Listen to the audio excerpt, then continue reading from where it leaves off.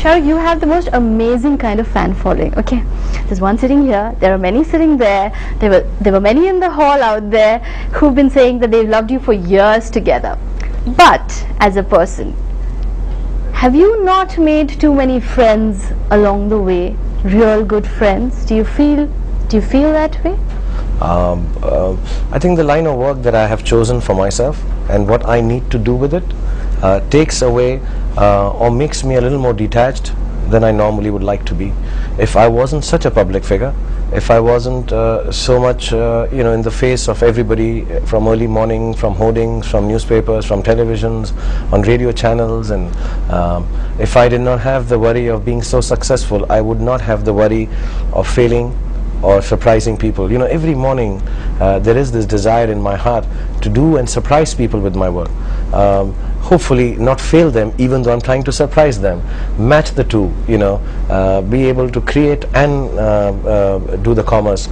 So many things happen in the day. Along the way, I think what happens is, at one angle or the other, some of the people that you really love want them to be next to you, hold on to you and talk with you or chat with you or just drop in. I think I've just lost the timing for that. It's not that I don't have any friends, but I think I've dedicated my life to what I do. I've dedicated myself to act in films, and when you take that kind of stand. But you don't think that your temperament doesn't let you have friends? That's not true. You are just generally a nice, gentle person. You don't think that way? I'm a good guy, yeah. I'm thinking. Okay, so if you have to think, then it's like, yeah, by the time they've thought, I've gone.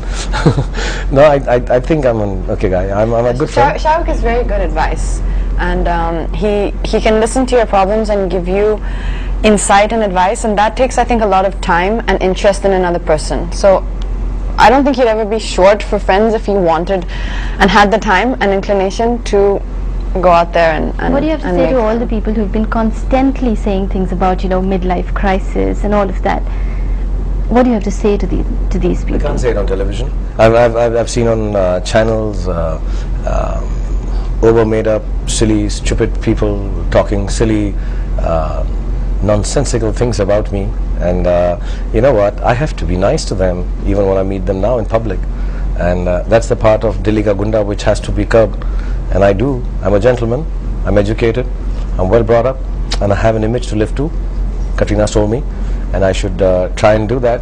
But sometimes I just want to tell people, you don't know me, you don't live the life I have, you're never going to have the life that I do, even if you become 10 times the star that I am, inshallah. Do not analyze an issue of mine which you see on public display, whether it's an interview, whether it's a movie, whether it's an incident on the field, whether it's just cycling with my little daughter. Do not analyze it by giving characteristic out of my personality. You don't even know me, I don't know me. I don't have time for myself. So if MCA, that whole situation, had to happen all over again, would you do it differently, or would you do exactly what you did?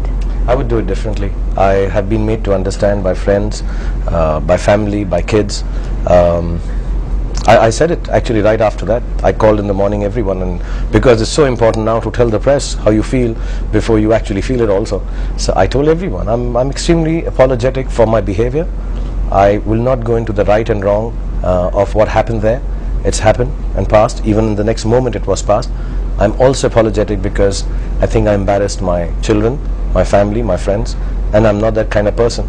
As you're writing your autobiography, you've been writing it for some time now, and in the past we've seen, in the recent times in fact, that you are talking a lot about how close you are to Islam, how your father's teachings are coming back to you, and you're associating yourself a little bit more with your religion. That's probably one reason why you made My Name is Khan. How important is your religion to you? How do you relate to it? Actually, religion is a very personal thing. It's more personal than written in books, and even in the talk that I'm doing with you right now. Everyone has their own personal religion, and that's how it should be. It's a discipline, and you have the discipline, she has the discipline, I have the discipline, and fortunately or unfortunately I happen to be a public figure, so when I talk about it, it's not taken out of context, but it is taken a little more seriously. And should it be accepted more publicly because Shah Rukh Khan says so? No. I've just said my point of view, that my religion has taught me every time to be peaceful. My actions may not be like that, so please forgive me. But beyond that, the reason I talk about religion is because I try to understand it more now. You know, I was brought up in a Catholic school. I have worked only with in Ram Leelas and know the Gita and the Mahabharata, and by birth I'm Muslim, so I know the Quran as much as I don't make claims to know it fully, but I've read it, and I'd like to pass on whatever little good things which are actually very generic, you know, about the religion, and try and follow them to as much as I can. You know, a lot of fans, a lot of us have genuinely thought that Shah Rukh Khan has never been linked with anybody, and you know, he's this very clean actor who's never been linked, which is a great thing. But a lot of us were really hurt when the whole Priyanka Chopra rumor erupted and all of that. How did you take it personally? What do you have to say to people about that whole issue? Two parts. One, to me what is most disturbing is the fact that a lady who's worked with me has been questioned, and somewhere down the line not been shown the kind of respect I show her or all the women. I think it's a little disrespectful. I'm extremely sorry about that. Sorry means it's not directly because of anything I've done, but the fact that she's my friend. She's one of the closest friends I have, and very close to my heart, and always will be.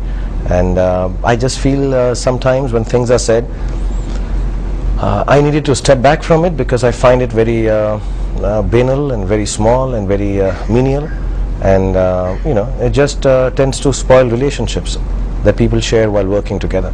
And she's a little girl who started her Miss India crowning with me, or Miss World crowning with me, I don't Miss remember. World, yes. Yeah, and you know, we've shared some of the nicest moments on screen, off it, as friends, and it's unfortunate. It's extremely unfortunate and sad for me to think that, you know, a friendship gets a little soiled. I think we all have But has that affected your friendship at all? No, not at all. Not at all. Not at all. I think she's mature enough beyond her years to, you know, deal with it. But having said that, I think we all rush into giving names to relationships without even understanding them at times. You know, that's the strange part. Not only of media, I think all of us. Thank you. Thank you. Thank you, Madam. Thank you.